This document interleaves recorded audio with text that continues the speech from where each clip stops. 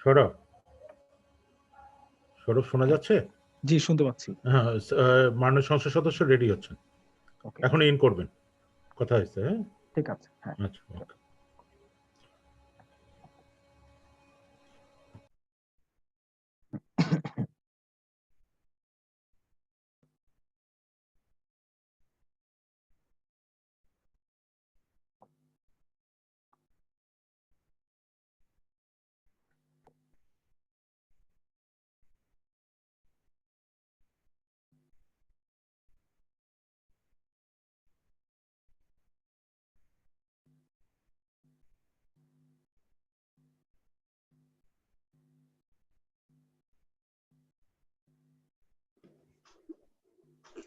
দাদা আমার লাইভের স্ট্রাকচার ডান। হ্যাঁ, ওকে, আপনি কাউন্টডাউনটা খেয়াল করেন, ঠিক আছে? ওকে। তো উনি আসার পরে আমি চলে এসেছি। জি।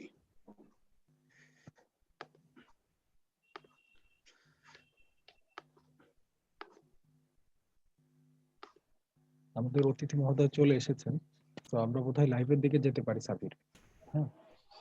স্যার, আপনাকে আগেই ধন্যবাদ জানিয়ে রাখছি, আপনি অনেক কর্মব্যস্ত মানুষ, তারপর আপনি সময় দিতে দিতে পেরেছেন আমাদেরকে, আমরা খুবই কৃতজ্ঞ। তো আমরা আর কি অনুষ্ঠানটা শুরু করতে যাচ্ছি, আমরা এখনই লাইভ অনুষ্ঠানটি শুরু করব। আমাকে জাস্ট একটু 20টা সেকেন্ড দেন। হ্যাঁ, হ্যাঁ, শিওর শিওর। লাইভের ভিডিওটা চলে গেছে।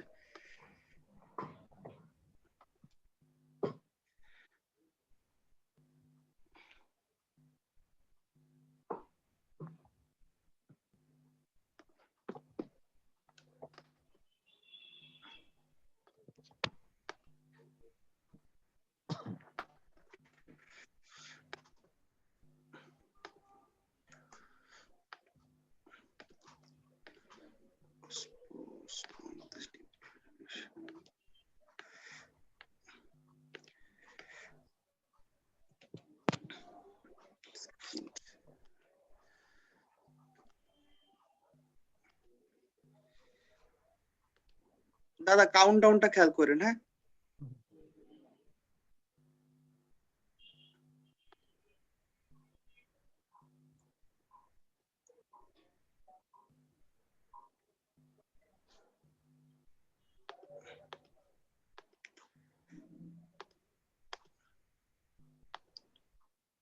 সবাইকে স্বাগত জানাচ্ছি, শুভ সন্ধ্যা। আমরা বাংলাদেশ ডিবেট ফেডারেশন এবং ইউনিসেফ বাংলাদেশের একটি যৌথ আয়োজন, সেটি হচ্ছে বাংলাদেশ প্রজন্ম সংসদ। সেটির যে নৃত্যকার একটি আয়োজন, সেটা হচ্ছে আমাদের শিশুরা যারা রয়েছেন, যাদেরকে আমরা এই বাংলাদেশ প্রজন্ম সংসদে আহ, শিশু সংসদ সদস্য হিসেবে আমরা যাদেরকে বিবেচনা করি, তাদের সাথে আমাদের বাংলাদেশের জাতীয় সংসদের নির্বাচিত প্রতিনিধিদের সাথে আহ নীতি নির্ধারণী পর্যায়ে সরাসরি একটা সংযোগ ঘটানোর আমরা চেষ্টা করি। তারই ধারাবাহিকতায় এটি 8ম পর্ব। আমরা প্রথম পর্বটি করেছিলাম, সেখানে আমাদের সাথে যিনি যুক্ত হয়েছিলেন, তিনি তিনি হচ্ছেন আমাদের জাতীয় সংসদের মাননীয় আমাদের ডেপুটি স্পিকার মহোদয় ডক্টর ফজল রাব্বি মিয়া, এবং তারই ধারাবাহিকতায় আমরা 7টি পর্ব শেষ করেছি, আজকে 8ম পর্ব।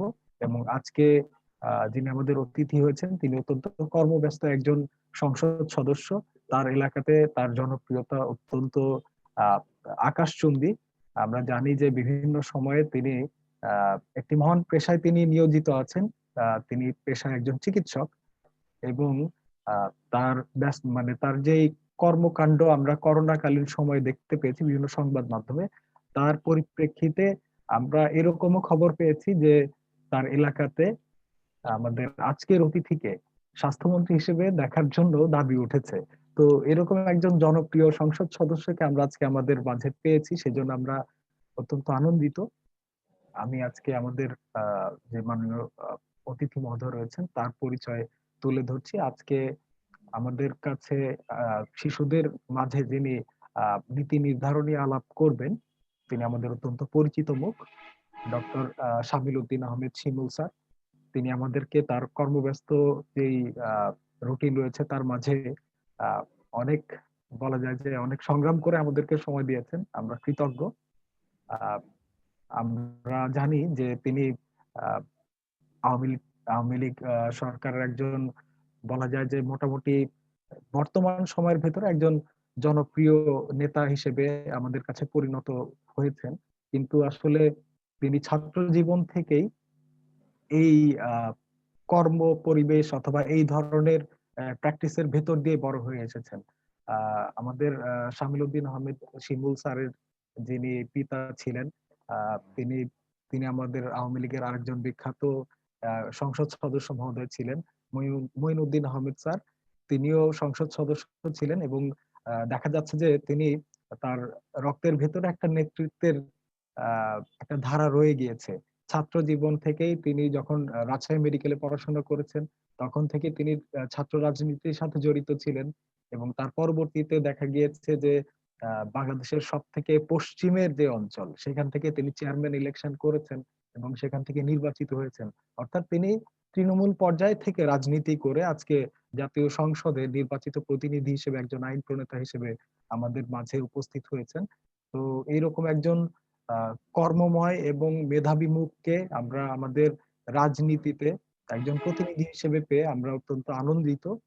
এবং আমি বিশ্বাস করি আজকে যে সকল শিশুরা রয়েছেন, যারা আজকে স্যারের সাথে মত বিনিময় করতে পারবেন, নীতি নির্ধারণী বিভিন্ন বিষয় নিয়ে আলাপ করতে পারবেন, এটা তাদের জন্য একটা বড় আনন্দের একটা অভিজ্ঞতা হবে। তো আমি অনুষ্ঠান শুরু করার আগে আমি আজকের মাননীয় অতিথি মহোদয়ের কাছে যাব, তার কাছে খুবই ছোট্ট করে অনুষ্ঠান শুরুর আগে একটা শুভেচ্ছা বক্তব্য জানতে চাইবো যে আজকে তিনি এরকম একটি ব্যতিক্রমী আয়োজনে যুক্ত হতে পেরে তার কেমন লাগছে। দয়া করে যদি স্যার কথা বলেন। না, ধন্যবাদ। অবশ্যই খুব ভালো লাগতেছে যে আসলে যে আগামী যারা ভবিষ্যৎ যিনারা আজকে ওনারা আসছেন আমাদের সঙ্গে আমাদের যে অভিজ্ঞতা এটা শেয়ার করতেছেন। কারণ ওই আমরা তো আসলে আমাদের বয়স 40 পার হয়ে গেছে। এরপরই তো নতুন প্রজন্ম সামনে আসবে। তাদের তো জায়গা ছেড়ে দিতে হবে। এখন থেকে যদি তারা প্র্যাকটিস করে তাহলে আমরা আগামী সুন্দর বাংলাদেশ দেখতে পারবো। কেন মাননীয় প্রধানমন্ত্রী জননেত্রী শেখ হাসিনা উনি বিশেষ করে আমাদের তরুণ সংসদের প্রতি প্রত্যেকটা ব্যাপারে কিন্তু আমাদের মানে উপদেশ দিয়ে থাকেন যে তরুণরাই আগামীতে নিয়ে এবং আমরা ইতিমধ্যে কিন্তু দেখেন করোনার সময় আমরা যারা তরুণ সংসদ যারা ছিলাম তারা কিন্তু কোনো ভয় করে নেই। আমরা কিন্তু সামাজিক দূরত্ব বা স্বাস্থ্যবিধি মেনেই কিন্তু আমরা করোনার সঙ্গে যুদ্ধ করেছি এবং এখনো করে যাচ্ছি এবং পরলোকক্রমে আল্লাহর রহমতে এখন পর্যন্ত আমরা কিন্তু ভালো আছি। দেখেন আমি এই করোনার সঙ্গে যুদ্ধ করতে যে আমার ড্রাইভার, আমার দেহরক্ষী, সরকারি দেহরক্ষী, আমার পিএস, আমার ম্যানেজার সকলেই কিন্তু আক্রান্ত হয়েছে। তারপরে ২য় যে ড্রাইভারটা নিলাম সেও আক্রান্ত হয়ে গেছিল। কিন্তু আল্লাহর রহমতে আসলে আপনাদের সকলের দোয়ায় কিন্তু ভালোই আছি এবং এখন পর্যন্ত করোনা নিয়ে আমরা বিভিন্ন রকম কার্যক্রম চালিয়ে যাচ্ছি। তাতে আসলে যে এই যে আজকে যিনারা অংশগ্রহণ করতেছেন যেসব শিশুরা তারা কিন্তু আগামীর ভবিষ্যৎ কিন্তু। তো উনাদের জন্য আমার শুভকামনা রইলো। সকলকে ধন্যবাদ। আসসালামু আলাইকুম। জয় বাংলা, জয় বঙ্গবন্ধু। বাংলা চিরজীবী হোক। স্যারকে অসংখ্য ধন্যবাদ। আহ, আমরা আহ, আমরা আসলে আমাদের মাঝে অত্যন্ত জনপ্রিয় একজন জননন্দিত সংসদ সদস্যকে পেয়েছি। এবং যেটি স্যার বলছিলেন যে করোনার সময়ে যে সকল কর্মব্যস্ততা তার গিয়েছেন, তিনি তার এলাকাতে করোনার সময়ে খুবই নিত্য নৈমিত্য তার জনসাধারণ যারা আছে তাদেরকে স্বাস্থ্য এবং খাদ্য সহায়তা দিয়ে গিয়েছেন, সেই বিষয়টা আমরা জানি। এবং সেই জায়গা থেকে আমরা এই ধরনের যে রাজনীতি সচেতন এবং একই সাথে জনমুখী রাজনীতির যে বিষয়টি সেটিকে আমরা আরো বেশি দেখতে চাই এবং এগুলোতে আমরা আশান্বিত হই। তো এই পর্যায়ে আমি যে বিষয় যেই পর্বে চলে যাচ্ছি সেটি হচ্ছে আমাদের প্রশ্ন উত্তর পর্ব। আমাদের যারা খুব মানে আমাদের বয়সে যারা একদম নবীন, অর্থাৎ আমাদের শিশু সংসদ সদস্য রয়েছেন, তারা এখন আমাদের মাননীয় সংসদ সদস্যের কাছে খুবই গুরুত্বপূর্ণ ইস্যুতে কিছু প্রশ্ন করবেন। আমরা জানি যে বাংলাদেশ সরকার ডেল্টা প্ল্যান নিয়েছেন হাতে এবং এই এত বড় একটি যেই উদ্যোগ অথবা যেই পরিকল্পনা রয়েছে, সেখানে নদী এবং জলাশয় সংরক্ষণ এবং একই সাথে সেগুলোর উন্নয়নের ব্যাপারে সরকারের অনেকগুলো পদক্ষেপ অথবা চিন্তা ভাবনা রয়েছে। তো এইরকম একটা গুরুত্বপূর্ণ বিষয়ের অংশ হিসেবে নদী এবং জলাশয় কেন্দ্রিক এবং প্রাকৃতিক বিভিন্ন বিষয় নিয়ে গুরুত্বপূর্ণ প্রশ্নগুলো আমাদের যারা আজকের ক্ষুদে সংসদ সদস্য রয়েছেন তারা আজকে আমাদের অতিথি মহোদয়ের কাছে করবেন। আমি এই সরাসরি প্রশ্নের দিকে চলে যাচ্ছি। আজকের আহ যারা অংশগ্রহণ করছেন তার ভেতর থেকে সাইফুল ইসলাম ইমন, আমি আপনাকে আমন্ত্রণ জানাচ্ছি, দয়া করে আপনার প্রশ্নটি আমাদের আজকের অতিথি মহোদয়ের কাছে তুলে ধরুন। মাননীয় সংসদ সদস্য, আপনাকে ধন্যবাদ আমাকে প্রশ্ন করতে দেওয়ার জন্য। তো আমার প্রশ্নটি হচ্ছে, নদী আমাদের দেশের জন্য একটি আশীর্বাদ, কিন্তু শুষ্ক মৌসুমে আমরা দেখি আন্তর্জাতিক নদীগুলো থেকে পানি আসে একদমই কম। এই ব্যাপারটির সমাধান কিভাবে করা যায়?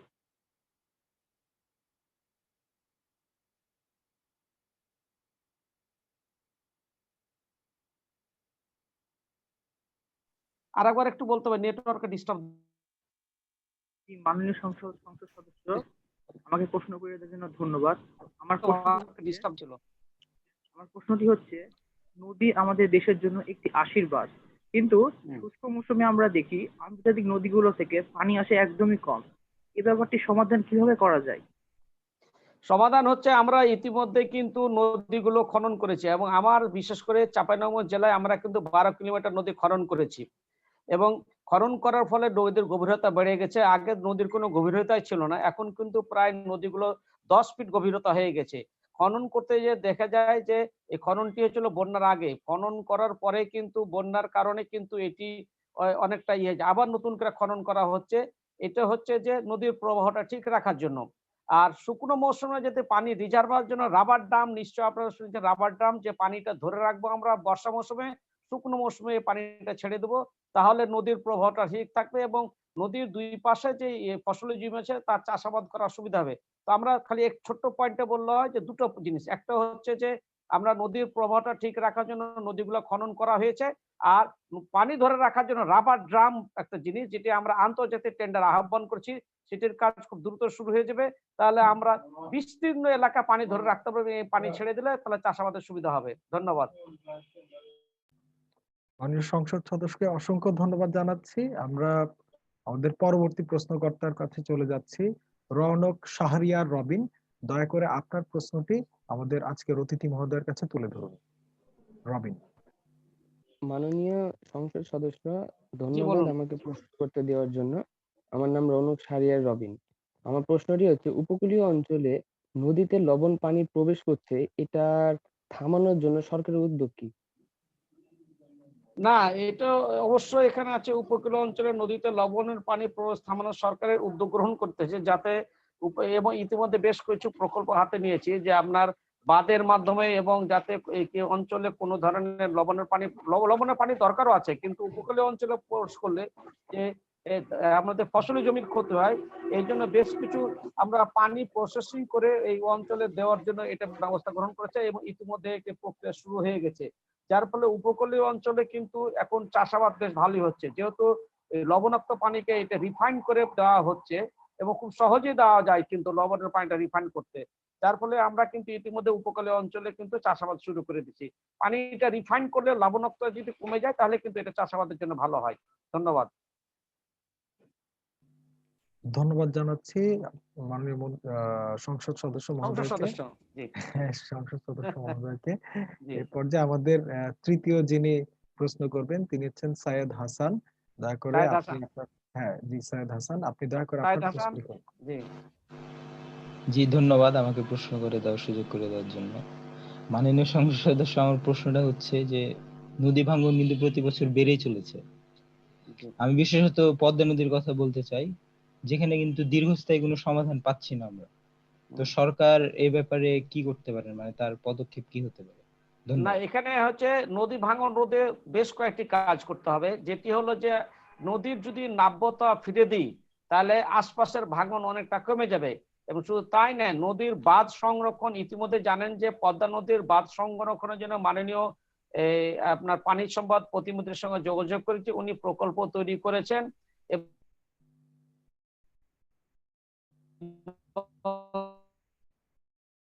সংরক্ষণ করা হচ্ছে, বাঁধ যদি সংরক্ষণ করতে পারি তাহলে দুটো লাভ হবে, একটি নদীর পাশে যে ভাঙনগুলো আছে আর ভাঙন হবে না, আর উপরন্ত যে বাঁধের উপরে আমরা যে একটা ওয়াকওয়ে তৈরি করব, এখানে গাছ লাগিয়ে দিলে তাহলে পরিবেশ ভারসাম্য রক্ষা হবে, তাহলে এই বাঁধের এই যেটা ভেঙে যায় সেটা ভাঙাটা বন্ধ হবে, নদীর নাব্যতা দুটো জিনিসই পেয়ে যাবো আমরা, নদীর নাব্যতা পেয়ে যাবো, একই সঙ্গে যে তীর আর ভাঙবে না। যেমন আমাদের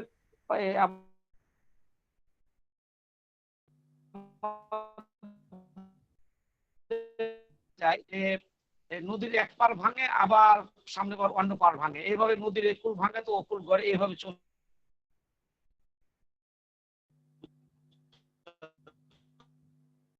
উদ্যোগ গ্রহণ করা হয়েছে যে করার জন্য। এটি যদি আমরা করতে পারি এবং ইনশাল্লাহ, কারণ প্রকল্প গ্রহণ করা হয়েছে, বাস্তবায়ন খুব দ্রুত হবে, তাহলে নদীর পার সংরক্ষণ করা হবে, রক্ষা করা হবে।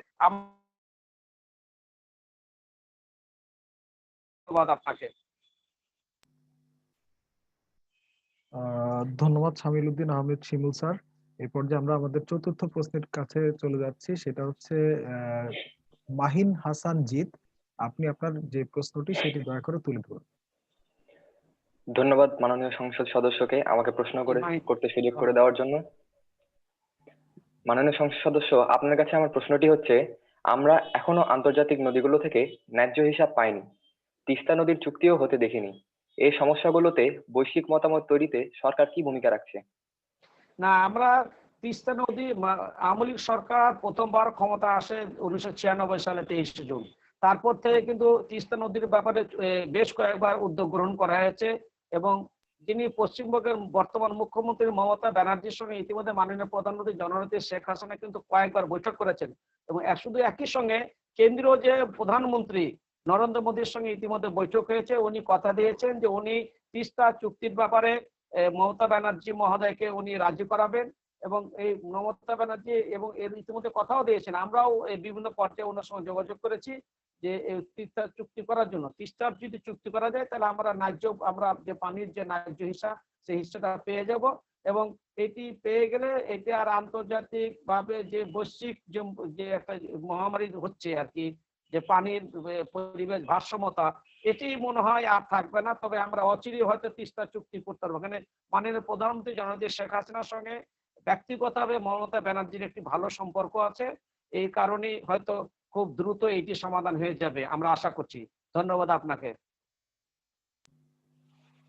ধন্যবাদ জানাচ্ছি মাননীয় অতিথি, আপনার সুচিন্তিত মতামত, এবং আমাদের যারা সংসদ সদস্য রয়েছে, ক্ষুদে সংসদ সদস্য অর্থাৎ চাইল্ড পার্লামেন্টের যারা পার্টিসিপেন্ট, তারা খুবই গুরুত্বপূর্ণ তথ্য এবং বাংলাদেশ সম্পর্কে একটু নীতি নির্ধারণী পর্যায়ে বিভিন্ন বিষয় সম্পর্কে জানতে পারছে। তো এই পর্যায়ে পঞ্চম প্রশ্নটি করার জন্য আমন্ত্রণ জানাচ্ছি অর্ক আহমেদকে। অর্ক আহমদ, মাননীয় সংসদ সদস্য, জি বলুন। অর্ক আহমেদ,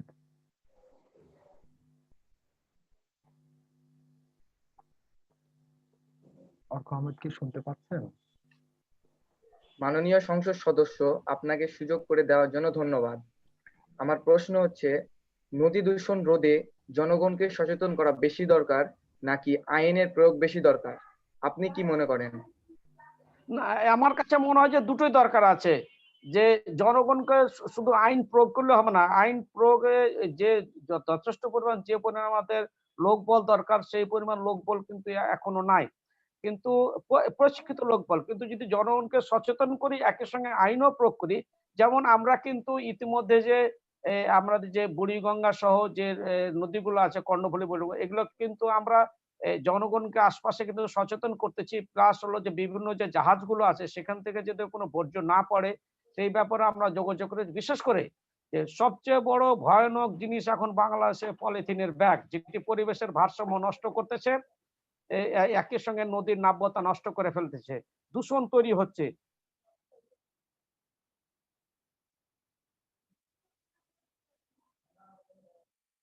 তৈরি করে আসলে যে নদীর যে দূষণ তৈরি হচ্ছে, প্লাস নদীর পার্শ্ববর্তী যে কলকারখানাগুলো আছে সেগুলো থেকে যে দূষণ তৈরি হচ্ছে সেগুলো আমরা বন্ধ করছি, এবং আইনের মাধ্যমে সেগুলোকে উচ্ছেদের অভিযানে চালাইছে। দুটো যদি আইনের প্রয়োগ করা যায়, একই সঙ্গে যদি জনগণকে সচেতন করা যায়, তাহলে খুব তাড়াতাড়ি এর সুফল পাওয়া যাবে। ধন্যবাদ আপনাকে মাননীয় সংসদ সদস্য। ধন্যবাদ জানাচ্ছি। এ পর্যায়ে প্রশ্ন করার জন্য আমন্ত্রণ জানাচ্ছি নাভিদ আহমেদকে। মাননীয় সংসদ সদস্য নাভিদ আহমেদ, জি বলুন।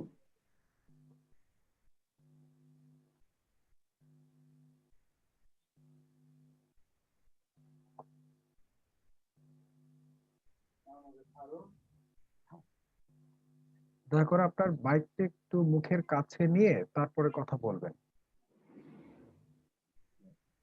নাভিদ আহমেদ।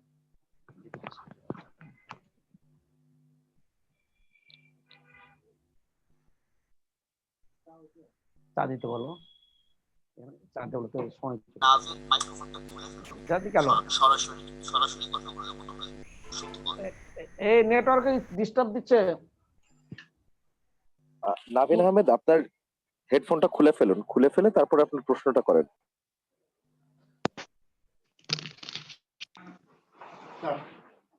আমাকে চা। জি, এখন আপনার প্রশ্নটা করবেন। আমার প্রশ্নটি হচ্ছে, এখন দেখা যাচ্ছে নদীতে দূষণের কারণে মাছ একদমই কম পাওয়া যাচ্ছে। নদীতে আবার মাছের অবাধ বিচরণ শুরু করতে সরকারের কি পদক্ষেপ রয়েছে? ধন্যবাদ মাননীয় সংসদ সদস্য।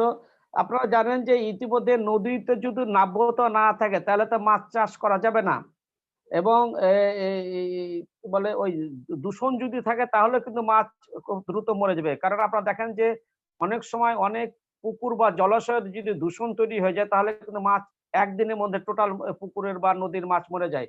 তো নদীতে যাতে দূষণ না হয় তাতে ইতিমধ্যে তো আমরা বিভিন্ন রকম পদক্ষেপ গ্রহণ করেছি, এবং নদীর নাব্যতা যদি ফিরিয়ে আনতে পারি তাহলে আমরা যেরকম এবার আপনারা কি করেছি যে আমরা একটা টাইম নির্ধারণ করেছি, বিশেষ করে ইলিশ মাছের জন্য একটা সময় নির্ধারণ করা হচ্ছে। এই সময়ের মধ্যে কেউ মাছ মারতে পারবে না। মাছ মারলে ওই যে ডিম পাড়ে বাচ্চা সেটা, এমনিও অন্য মাছও আমাদের কিন্তু একটা ধারণা করা হচ্ছে এই মাছগুলো এই সময় ডিম পাড়ে বা ছোট মাছ আছে।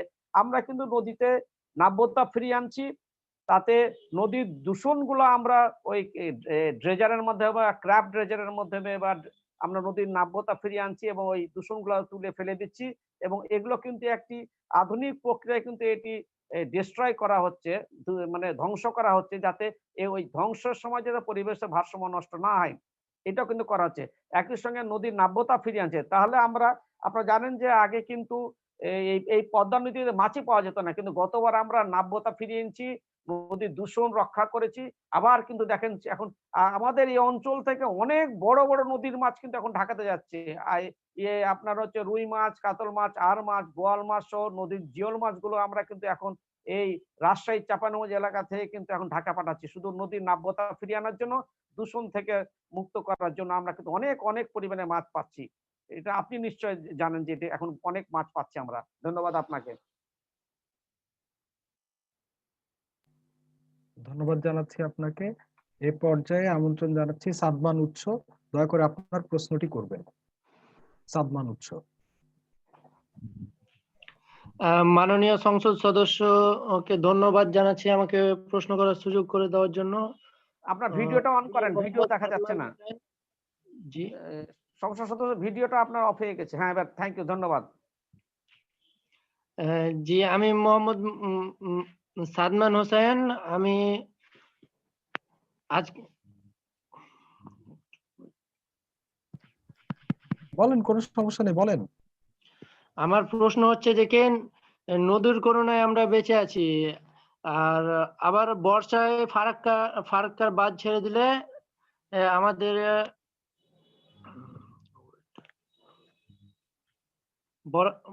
বর্ষাকালে ফারাক্কার বাঁধ ছেড়ে দিলে আমাদের জমির এলাকাগুলো প্লাবিত হয়ে যায়। কেন ফারাক্কা বাঁধের বিপরীত এলাকায় সংরক্ষণাগার বা বিকল্প কিছু বাদ দিতে পারিনি আমরা? ধন্যবাদ মাননীয় সংসদ সদস্য। আসলে নদীর করোনাতে আমরা বেঁচে আছি, এটা সত্যি। আবার ঠিক দেখা যায় যে বর্ষার মৌসুমে যখন এই ভারতে বন্যা হয় তখন তারা ভারতের সবগুলো না, ফারাক্কার সবগুলো আপনার বলে গেট বলি আর কি, এগুলো খুলে দেয়, যার ফলে আমাদের অঞ্চলগুলো প্লাবিত হয়ে যায়। আমরা কিন্তু এর পূর্বেও কিন্তু উদ্যোগ গ্রহণ করেছিলাম যে ফারাক্কা থেকে নির্দিষ্ট একটা এরিয়ার পরে আমরা একটি বাদ দেবো, কিন্তু আসলে আন্তর্জাতিক নদী আইন আছে, এই নদী আইনকে ফলো করেই কিন্তু আমরা এগিয়ে যাচ্ছি। এবং আমরা যেটা করতে চাচ্ছি যে নদীর যদি আমরা নাব্যতা ফিরিয়ে আনতে পারি, তাহলে হয়তো মানে বন্যা থেকে বা এই মহামারী থেকে আমরা অনেকটা রক্ষা পাবো। এটা উদ্যোগ গ্রহণ করা হচ্ছে। ইতিমধ্যে ফারাক্কার যে চুক্তি আছে যে আপনার বর্ষা মৌসুমের পরে যে শুষ্ক মৌসুমে আমরা কত কিউসেক পানি পাবো, এতে কিন্তু অলরেডি চুক্তি আছে এবং সেই চুক্তিটা বাস্তবায়ন করার জন্য আমরা যে নদী সংরক্ষণ আইন সহ নদী কমিশন আছে, আমরা এগুলো নিয়ে ভারতের সঙ্গে বিভিন্ন সময় আমরা বিভিন্ন রকম আলোচনা করতেছি এবং ইনশাল্লাহ আমরা সফল হব। আপনাকে ধন্যবাদ। ধন্যবাদ জানাচ্ছি শামিল উদ্দিন আহমেদ শিমুল স্যারকে। এই পর্যায়ে আমাদের মাননীয় অতিথিকে যিনি প্রশ্ন করবেন তিনি হচ্ছেন সারাবান মেহেরিন নকশি। দয়া করে আপনার প্রশ্নটি করুন। ধন্যবাদ মাননীয় সংসদ সদস্যকে আমাকে প্রশ্ন করার সুযোগ করে দেওয়ার জন্য। জি, মাননীয় ধন্যবাদ। সংসদের কাছে আমার প্রশ্ন হলো, আপনি কি মনে করেন আমরা বাংলাদেশের নদীগুলোর থেকে সর্বোচ্চ উপযোগ নিতে পারি? আর না নিতে পারলে সেক্ষেত্রে করণীয় কি? না, উপযোগ তো অবশ্যই নিতে পারি আমরা। আমরা বারবার একটা কথা বলছি যে প্রথম উদ্যোগ হচ্ছে আমাদের নদীর নাব্যতা ফিরিয়ে আনা, নদীর তীর সংরক্ষণ করা। এই দুইটা যদি একসঙ্গে করতে পারি, তাহলে আমাদের যে উপযোগ মানে যা সুযোগ সুবিধা আমরা নদীর কাছ থেকে সব আদায় করে নিতে পারবো। শুধু তাই নাই, সারফেস ওয়াটার মানে এটা পুরা পরিবেশের ভারসাম্য রক্ষা করে। কাজেই আমার কাছে মনে হয় যে সারফেস ওয়াটারে যদি আমরা এটা করতে পারি, তাহলে আমাদের সব উদ্যোগে সফল হবে। ধন্যবাদ আপনাকে। ধন্যবাদ জানাচ্ছি স্যারকে। এই পর্যায়ে আমি আমন্ত্রণ জানাচ্ছি জাহিদুল ইসলাম। দয়া করে আপনার প্রশ্নটি করুন।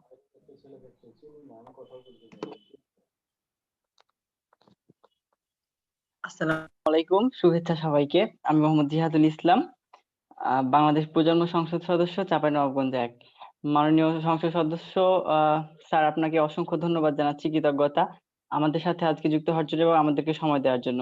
স্যার, আমি ধন্যবাদ আপনার আপনাকে। এলাকায় আপনার নির্বাচিত একজন শিশু সংসদ সদস্য এবং ইতিমধ্যে আমি দেখেছি যে আপনার পাশে ইউনিয়নে আমি বসবাসকারী এবং দেখেছি যে আপনি ইতিমধ্যে আপনার ক্ষমতা আসার পর থেকে অনেকগুলো চাঁপাইনবাবগঞ্জে, বিশেষ করে পাগলা নদী, অনেকগুলো এলাকা জুড়ে আপনি খনন করেছেন এবং যেখানে এখন আগের মতোই পানি ধরে থাকে। তো মাননীয় সংসদ সদস্য, আপনার কাছে আমার একটি প্রশ্ন হলো যে নদী দখল, পানির অভাব সহ আরো অনেক কারণে প্রচুর নদীগুলো বাংলাদেশের নষ্ট হয়ে যাচ্ছে। তো সেই নদীগুলোকে পূর্ণভাবে চালু করার জন্য সরকারের কি করণীয় রয়েছে বা তারা কি ধরনের কাজ করছেন? ধন্যবাদ মাননীয় স্পিকার। ধন্যবাদ। আমার এলাকার সংশ্লিষ্ট সংসদ সদস্য, আপনাকে অসংখ্য ধন্যবাদ। আপনি জানেন যে আমি সংসদ সদস্য নির্বাচিত হওয়ার পরে মাননীয় প্রধানমন্ত্রীর সঙ্গে কথা বলেছিলাম। তখন প্রথমে উনি বলেছিলেন যে তোমাকে নদীর নাব্যতা ফিরিয়ে আনতে হবে।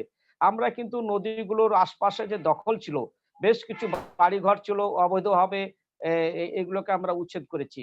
বালু মহল ছিল, সেটাকে উচ্ছেদ করেছি। অনেকে যে ভাটা বলে আমাদের এলাকায়, যে ইট ভাটা, সেগুলোকে উচ্ছেদ করেছি।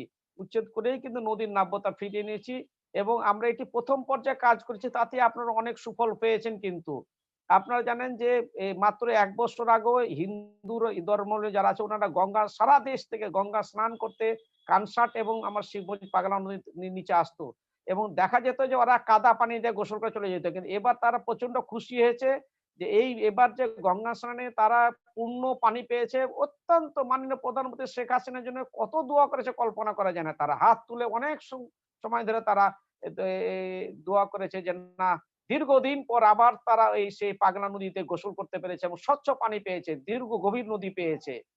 তো এটি আমরা উদ্যোগ গ্রহণ করছি, এটা আমাদের চলমান থাকবে। এটা প্রথম পর্যায়ে নদী খনন হয়েছে, আরো ৩টি পর্যায়ে খনন হলে একবারে পূর্ণদমে নদীর যে স্রোত, সে খরস্রোতা নদী পাবো আমরা ইনশাল্লাহ। ধন্যবাদ জানাচ্ছি আমাদের আজকের অতিথিকে এবং একই সাথে জাহিদুল ইসলাম, আপনি বোঝা যাচ্ছে যে আপনি খুবই স্বতঃস্ফূর্ত ভাবে আপনার এলাকার চারপাশের যে সকল উন্নয়ন কার্যক্রম সেগুলো আপনি পর্যবেক্ষণ করেন এবং সেই হিসাবে আপনি আপনার সংসদ সদস্য যিনি রয়েছেন আমাদের আজকের অতিথি শামিল উদ্দিন আহমেদ শিমুল স্যার, তার বিভিন্ন কর্ম উদ্যোগ আমাদের সামনেও তুলে ধরলেন। আমি এই জন্য আপনাকে সাধুবাদ জানাচ্ছি। এই পর্যায়ে আমি আমন্ত্রণ জানাবো আজকের সর্বশেষ প্রশ্নকর্তা সিফাত বিনতে মাহফুজ। দয়া করে আপনি আপনার প্রশ্নটি করুন। আর একটা আছে কোশ্চেন। ধন্যবাদ মাননীয় স্পিকার, মাননীয় সংসদ সদস্য আমাকে কথা বলার সুযোগ দেওয়ার জন্য। আমার আজকের প্রশ্নটা হলো, নদী ভাঙ্গনে প্রতি বছর হারিয়ে যায় বহু স্কুল, শিশুরা শিক্ষা পায় না, তাদের শিক্ষা নিশ্চিতকরণে সরকার কি কোনো পদক্ষেপ নিচ্ছে? ধন্যবাদ মাননীয় সংসদ সদস্য, আপনাকে অসংখ্য অসংখ্য ধন্যবাদ। তো আসলে নদী, প্রথম কথা হলো যে নদী ভাঙন প্রতিরোধ করতে হবে। আমরা ইতিমধ্যে অনেক পদক্ষেপ গ্রহণ করেছি সারা দেশে, যে নদী ভাঙন রোধ কিভাবে করা যায়। বিশেষ করে নদীর নাব্যতা যদি ফিরিয়ে আনি এবং তার তীরগুলোকে সংরক্ষণ করি এবং নদী শাসন যদি আমরা করতে পারি, তাহলে কিন্তু ভাঙন রোধ করা যাবে। এরপরও যেগুলো যেসব এলাকায় আপনার নদী ভাঙনের কারণে যে স্কুলগুলো নদীর গর্ভে চলে গেছে, আমরা কিন্তু ওই স্কুলগুলোকে আবার কিন্তু এই যে বন্যার পরপরই কিন্তু আপনার জরুরি ভিত্তিতে টিন দিয়ে বা টেম্পোরারি ভাবে ভবন করে আমরা কিন্তু স্কুলগুলো চালু করার উদ্যোগ গ্রহণ করেছি। করোনার কারণে আসলে স্কুলে ক্লাস হচ্ছে না, কিন্তু আমরা কিন্তু ওই যে নদীর গর্ভে যেসব স্কুলে ভবনগুলো চলে গেছে, এগুলো কিন্তু আমরা আবার ওই ওই খুব কাছাকাছি এলাকার মধ্যে আবার কিন্তু আমরা যেসব চর জেগে গেছে সেসব এলাকায় কিন্তু আমরা টেম্পোরারি বেসিসে কিন্তু অনেক স্কুল ভবন তৈরি করেছি, যাতে শিশুদের, মানে আমরা জানি তো স্কুলে ভবন তৈরি হয়ে গেলে শিশুরা কিন্তু হতাশ প্রকাশ করে যে আমরা এখন কোথায় যাব, কোথায় লেখাপড়া করব। তাদের মধ্যে যেন হতাশা না হয়, এই জন্য আমরা জরুরির ভিত্তিতে কিন্তু বেশ অনেকগুলা ভবন তৈরি, বিশেষ করে আমার নির্বাচনী এলাকা পাকা, উজিরপুর, বিনোদপুর, মনাকষা, দুর্লভপুর, এইসব এলাকাতে আমরা অনেক ভবন তৈরি করেছি। আমাদের এলাকাতে যখন অনেক ভবন তৈরি হয়েছে, বা সারা বাংলাদেশে নিশ্চয়ই অনেক ভবন তৈরি হয়েছে স্কুলের, এবং ইনশাল্লাহ আপনাদের এই লেখাপড়ার কোনো ধরনের ক্ষতি হবে না। ধন্যবাদ আপনাকে মাননীয় সংসদ সদস্য। স্যার আপনাকে অসংখ্য ধন্যবাদ। আমরা জানি যে আপনার যে নির্বাচনী এলাকা, তার ভেতরে শিবগঞ্জ, মনাকষা এই জায়গাটি রয়েছে। আমরা জানি যে সেটি বাংলাদেশের আসলে সব থেকে পশ্চিমের অঞ্চল, কিন্তু দেখা যাচ্ছে যে আপনার কর্মকাণ্ডে এই অঞ্চলটি সব থেকে পশ্চিমে থাকলেও আপনি আপনার কর্মকাণ্ডে আপনার জনগণের মনের কাছে আপনারা অনেক পূর্বে আছেন, আপনারা অনেক এগিয়ে গিয়েছেন। খুবই ভালো লাগলো। যারা শিশু সংসদ সদস্য রয়েছে তারা আপনার কর্মকাণ্ডগুলোকে তারা নিজেরাই পর্যবেক্ষণ করতে পারছেন, এবং আপনার কাছ থেকে আমরা অনেক নতুন তথ্য জানলাম, যেখানে আমাদের আগের থেকে এখনকার অবস্থা যে অনেক বেশি উন্নত হয়েছে সেগুলো বুঝতে পারলাম। তো স্যার আপনার কাছে একটি প্রশ্ন থাকবে, সেটি হচ্ছে যে আজকে যারা শিশু সংসদ সদস্য রয়েছে বাংলাদেশ প্রজন্ম সংসদের মাধ্যমে তারা আজকে এই প্ল্যাটফর্মে কথা বলতে পারলো সরাসরি আপনাদের সাথে, যেটা আসলে এমনিতে তাদের এরকম কোনো সুযোগ ছিল না। তো যদি আহ, এই এই সুযোগ, এই ধরনের প্রশ্নগুলো আসলে মানে আপনার পেয়ে কেমন লাগছে, এবং যদি সংসদে এই ধরনের প্রশ্নগুলো আসতো তাহলে আসলে কেমন হতো, আপনার অনুভূতিটা কেমন? না, আসলে যে আজকে শিশুদের মাঝে যে আসলে যে এই যে প্রশ্নগুলো আসছে, এটা অত্যন্ত খুব, মানে আসলে এই সময়ের জন্য যুগোপযোগী প্রশ্ন আমার কাছে মনে হয়েছে, যে তারা ফিল করছে আসলে নদীটাকে নিয়ে। আমরা কিন্তু ফিল করেছি, এবং ইতিমধ্যে আপনাদের কোশ্চিনের বেশ কিছু কিন্তু মাননীয় প্রধানমন্ত্রী জননেত্রী শেখ হাসিনার মাধ্যমে বর্তমান সরকার কিন্তু এটি পূরণ করে ফেলেছে। বাকিও যেগুলো আছে এগুলো আমরা চেষ্টা করব যে খুব তাড়াতাড়ি, বিশেষ করে নদী দূষণ, নদী খনন, নদীর নাব্যতা, এগুলো কিন্তু আমি বিশেষ করে নৌপরিবহন মন্ত্রণালয়ের সংসদীয় স্থায়ী কমিটির সদস্য। আমরা কিন্তু মন্ত্রণালয়ে বেশ কিছু ব্যবস্থা গ্রহণ করেছি। নদীর দূষণটা তো ভয়ানক, এবং আপনারা জানেন যে গত এর 2009 সালের আগে নদী দূষণ বা নদীর নাব্যতার ব্যাপারে কোনো উদ্যোগ গ্রহণ করা হয় নাই। 2009 সালের পরে পর্যায়ক্রমে এটা করা হচ্ছে। দীর্ঘ 40 বছরের যে হারিয়ে যাওয়া নাব্যতা, সেটা ফিরিয়ে আনতে অনেক কষ্ট হচ্ছে। কিন্তু এটা আমরা আশাবাদী যে এই আমাদের এই টার্মের মধ্যেই, এই সময়ের মধ্যেই আমরা এই নদী দূষণ হইতে রক্ষা করব এবং নদীর নাব্যতা ফিরিয়ে আনবো। এবং বিশেষ করে তরুণ সংসদ এবং আমার এলাকার যে সংসদ, তিনি যে একটি ফিল করেছেন, তিনি অনুভব করেছেন, আপনারা সকলে যে অনুভব করেছেন আসলে নদীটাকে নিয়ে, এজন্য আপনাদের সকল, আপনি সহ আজকে যারা সংশ্লিষ্ট আছেন সকলকে অসংখ্য অসংখ্য ধন্যবাদ জানিয়ে শেষ করছি। আল্লাহ হাফেজ, আসসালামু আলাইকুম। জয় বাংলা, জয় বঙ্গবন্ধু। বাংলা। স্যার আপনাকে অসংখ্য ধন্যবাদ জানাচ্ছি। আমি বাংলাদেশ ডিবেট ফেডারেশন এবং মূলত যারা এই পেজ যারা আসলে মেইনটেইন করেন, ইউনিসেফ বাংলাদেশের তত্ত্বাবধানে বাংলাদেশ প্রজন্ম সংসদ, তারা এই সম্পূর্ণ আয়োজন করেছেন এবং শিশুদেরকে এঙ্গেজ করেছেন। আপনাদের মতো যারা আসলে জনপ্রতিনিধি রয়েছেন তাদের সাথে একটা ব্রিজ হিসেবে কাজ করেছেন। আমি তাদের সকলের পক্ষ থেকে আমার অন্তরের অন্তঃস্থল থেকে আপনাকে কৃতজ্ঞতা এবং ধন্যবাদ জানাচ্ছি আমাদেরকে সময় দেওয়ার জন্য। এবং একই সাথে যে সকল শিশু সংসদ সদস্য আপনার নির্বাচনী এলাকা থেকে আজকে অংশ নিয়েছেন, আমি বিশ্বাস করি যে তারা আপনার গুণগ্রাহী হিসেবে আপনার সাথে এই উন্নয়ন যে যাত্রা রয়েছে সেখানে আপনার সঙ্গী হবে এবং চাঁপাইনবাবগঞ্জ আমাদের কাছে একটা রোল মডেল হয়ে উন্নয়নের একটা অন্যতম অগ্রদূত হিসেবে আমাদের কাছে ধরা দিবে। সেই আকাঙ্ক্ষা ব্যক্ত করছি এবং আশা করি কোনো এক সময় আবারও আপনাকে এই শিশুদের নীতি নির্ধারণী এই সকল কর্মকাণ্ডে আমাদের পাশে পাবো, সেই আশাবাদ ব্যক্ত করে সবাইকে ধন্যবাদ জানাচ্ছি এবং আজকের মতো এই আমাদের যে অনলাইন মিটআপ প্রজন্ম সংসদের যে আমাদের যে প্রজন্ম সংলাপ সেটি এখানেই শেষ করছি। দয়া করে সবাই ভালো থাকবেন, করোনার ভেতরে সুরক্ষিত থাকবেন। ধন্যবাদ সবাইকে। জি, আসসালামু আলাইকুম। আল্লাহ হাফেজ। আল্লাহ হাফেজ। ধন্যবাদ।